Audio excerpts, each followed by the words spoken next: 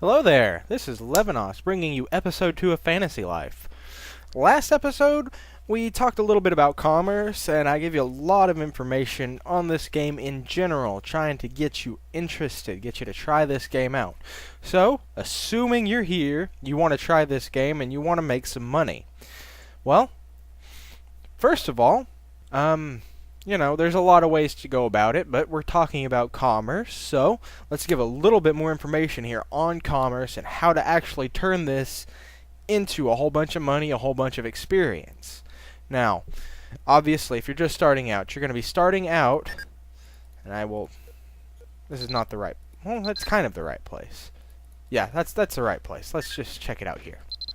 You can go into your trade window, and you've got 4 different modes of transportation. As you can see, since the last episode, I unlocked the wagon. I'm very happy for that. Alright, you're going to start off with your backpack. And you also start off with 300 ducats. You will very soon, actually, be able to upgrade to a handcart at 3,000 ducats.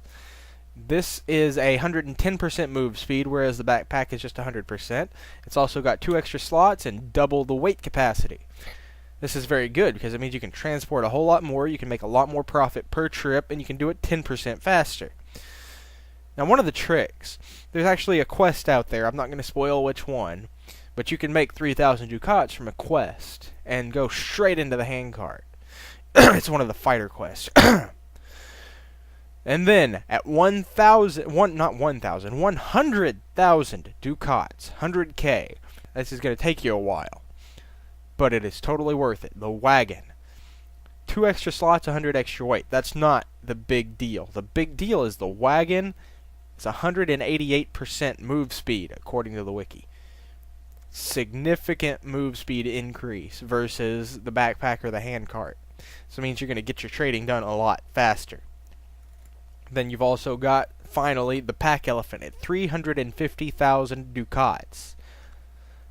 This thing, you lose 1 slot from the wagon, but you gain almost double the weight capacity. So you can carry a lot more weight rather than, just plain items. And it's kind of a trade-off, because the pack elephant is also slower than the wagon at 136% move speed, I believe. But yes, it's significantly slower than the wagon, faster than the handcart, and it carries a lot more. But at 350k, you're going to be waiting a while before you can get that. The wagon is your first priority as far as maximizing your profits and your time spent doing this activity. You're going to want to earn that wagon quickly. One of the first things that you're going to have to think about when you are running your commerce is your trade route. Alright? So here we've got the continent map. Each city here is labeled. It's got its own little icon. These are all cities with trade posts. Alright, essentially, the further you travel, the more money you're going to make. It depends several factors. One of the main things that's going to lower your profits is a bunch of other people running the same items, the same trade routes. It's going to lower the amount that the destination is going to pay for that item. So, if you run the same things that everybody else is running, you're not going to make as much money, if you can make any money doing it at all. Now, that said, I'm going to give you the information so that you can come up with your own trade routes rather than just copying somebody else's ideas. Looking at this map here, you can see you've got several options. I chose to start over here in Terra because I tend to make a lot of money over here. Now, what you need to keep in mind, there are 2 areas that you do not want to travel through if you're avoiding bandits. And if you're traveling with heavy cargo, you definitely do not want to run into those bandits. There are 2 areas that you're trying to avoid over here. This one right here, Korib Valley. It's the pathway from Terra to Tail. I'm not going to try to pronounce that whole name. This is a very thin area. It's not a very long area to run through, but it's thin and extremely difficult to dodge dodge the bandits in. So, odds are you're going to get hit by the bandits, and if you can't fight them off, you're going to lose cargo.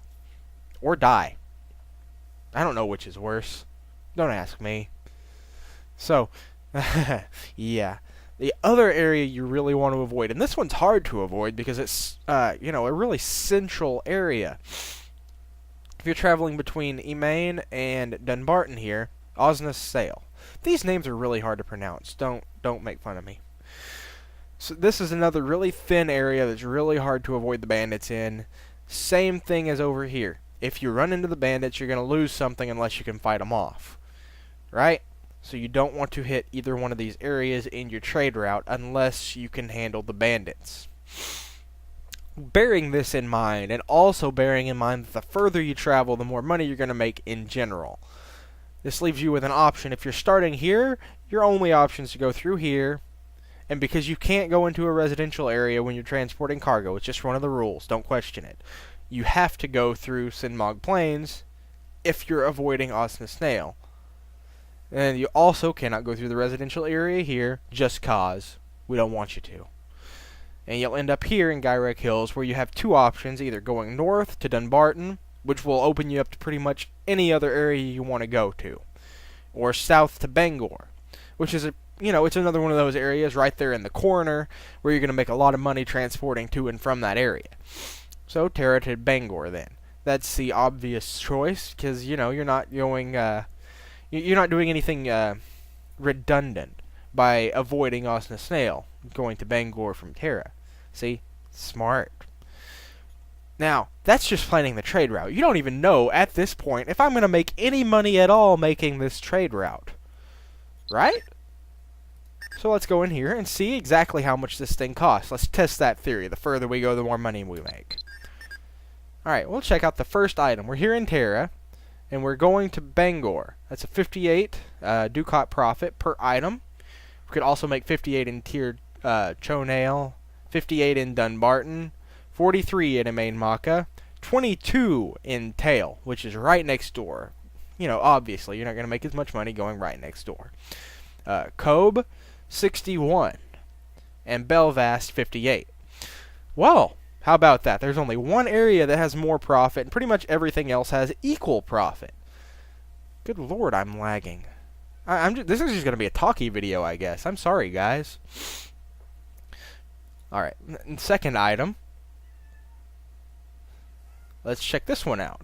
200 in Bangor, 181 in Tier, 203 Dunbarton, 122 Emain, 82 Tail, 205 Cobe, and 209 Belvast. I haven't been to Belvast yet.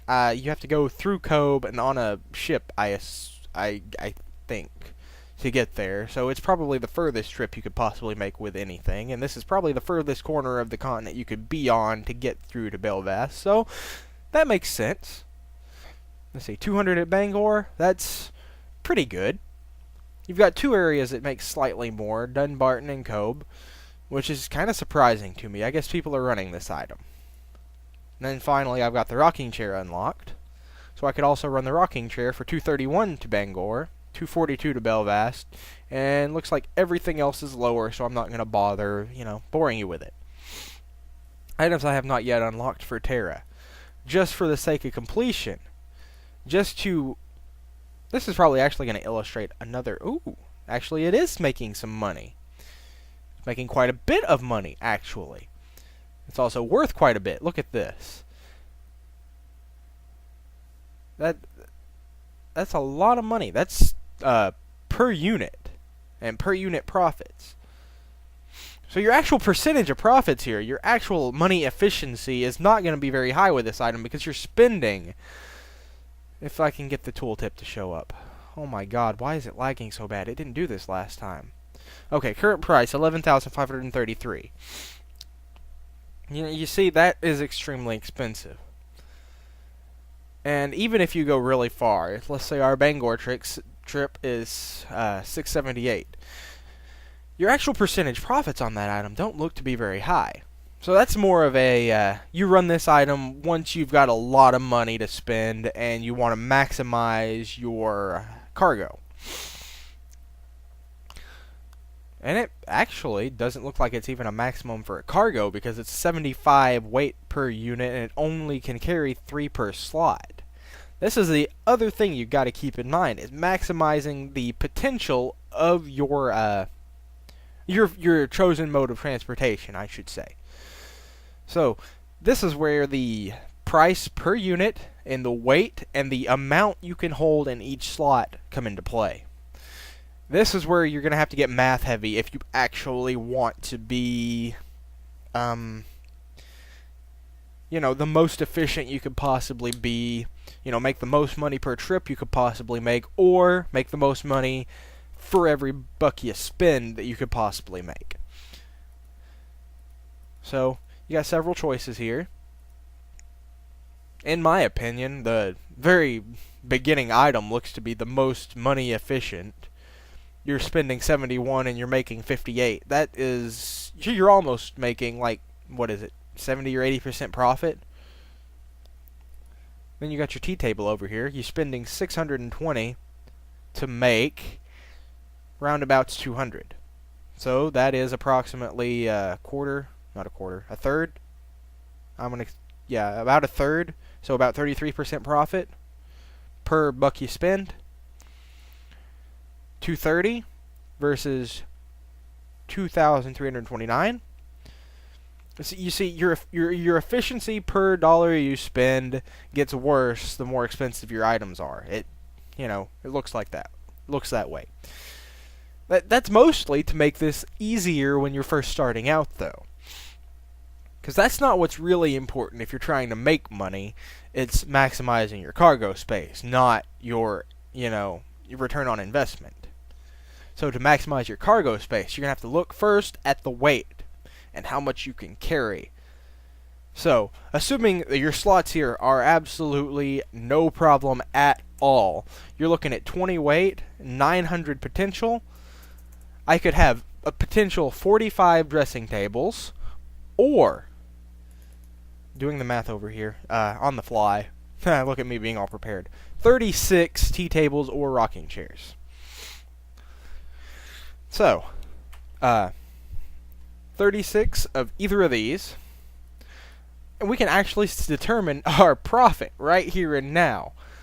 But it wouldn't be correct, because we're not taking yet into account the max quantity per slot. If you look down here, it says rocking chair, trade good description, basic info, max quantity per slot, 5. Alright, your tea table, also 5. So, both of these items are just as efficient as one another as far as your inventory space is concerned. That's a very good thing to know. Your dressing table, 10. You can carry twice as many per slot, and it weighs 5 less. Also bearing in mind that it has the best return on investment. And because it is cheap, this is how much I will spend filling up my entire cargo hold. It will cost me 5 slots, 900 weight, and 3,150 ducats to fill up my cargo with dressing tables. But my return on investment on this item would be, I will make 2,610 ducats. Now, for a single trip, that's not a lot of money, but if you're avoiding difficult bandits, you might want to just stick to the low-level stuff. Even when you get a really fast cart, you're still going to make more money because you're doing it faster. Right? See, it makes sense. Now, we're moving up to the next item. Filling up my entire inventory. 8 slots, 900 weight, 22,320 ducats. Now, let's do some math. What's our price in Bangor? 199 right now. So I would make 7,164 ducats running this in a single trip. Just as long as this trip, your cargo is worth a lot more. You're getting into the point where if you're not strong, you might want to avoid the bandits here. But you'll make, 7,000 versus, 3,000? 2,600? 2,600? Yeah. Then finally, spending almost 40,000. Wait a second. Uh-oh. Hey, that's all my money. I actually cannot afford to fill my inventory with rocking chairs yet. You see, you're going to encounter this problem a lot starting out, and this is going to be one of the big things that's going to determine exactly how you, fill up your inventory space. If you can't afford the items, don't buy them. Get something that is more efficient on your return on investment. Because these expensive items, that give you a lot per trip are really only there once you have the money to spend on them. If you don't have the money to spend on them, you're still going to make a lot of money doing this other stuff, and you're not going to lose nearly as much if you get caught by bandits. That is a big point I need to make. If you get caught with many dressing tables, you will still probably make a profit, because you've got such a huge return on your investment here. Whereas if you get caught with one of these, losing just one of them will probably eliminate most of your profit from this run. You know? And odds are you're going to lose more than one. You're going to lose probably two at a time. Alright? Because the way the bandits work, I'll explain this in a minute. I get distracted way too easily. I'm sorry. So, you know, we've pretty much determined, yeah, this is what we're going to do. We're going to travel. I would do my tea tables. Just, you know, pack up with the freaking tea tables. Go all the way, you know? And I'm going to make 7,000. That's a lot of money. So, at this point, I think I'm going to call this part of the explanation done, and I will see you again once I make it to Bangor. Welcome back, everyone. I made it to Bangor, safe and sound. Unfortunately, I did lose 2 tables along the way. You guys sort of witnessed that. So here's where I talk about the end result. Here's what we have. Here's what the sorry, the fruits of your labor, so to speak. Haven't made anything yet. Now I've made some money. We're gonna look at our export results. I still do not know 100%, so please, if somebody out there knows, correct me if I'm wrong. But this reward screen appears to be, I emphasize, appears to be affected by your profit, not the total cost of your cargo. That is to say, because I did lose 2 tables, I didn't make my projected 7,000 some odd. I did make, you know, approximately 7,000 though. So that looks, you know, the gold and the merchant rating appears to be directly related to your profit. And the experience also appears to be in some way related to it. I would say approximately for every 1,000 profit you make, that you get approximately slightly more than 10,000 experience.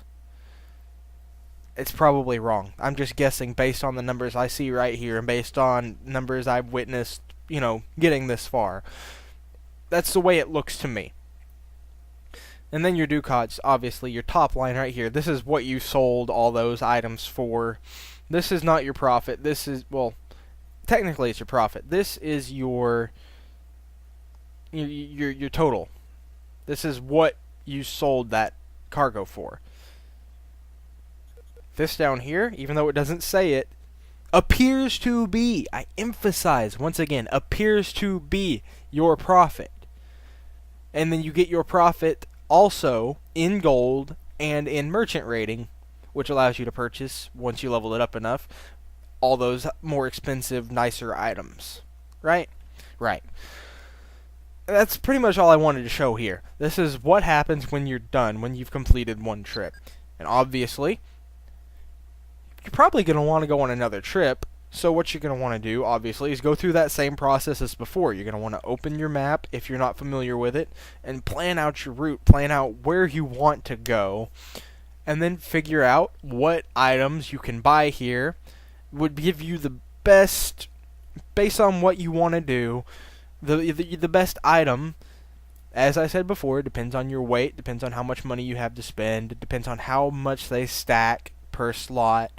You know, that's all things that you got to learn to figure out yourself, because I'm not going to go to every town and tell you, hey, this item is good, hey, that item is good. I want you to figure this out yourself. I've given you the tools, now use them. This has been Levinas. I've been corrected. Apparently it's Ruairi, not Ruairi. So, Levinas playing Erwing on the Ruairi server. Signing off once again. Guys, subscribe, like the videos. Tell me what you think. I need ideas, suggestions. You know, talk to me. Give me some feedback.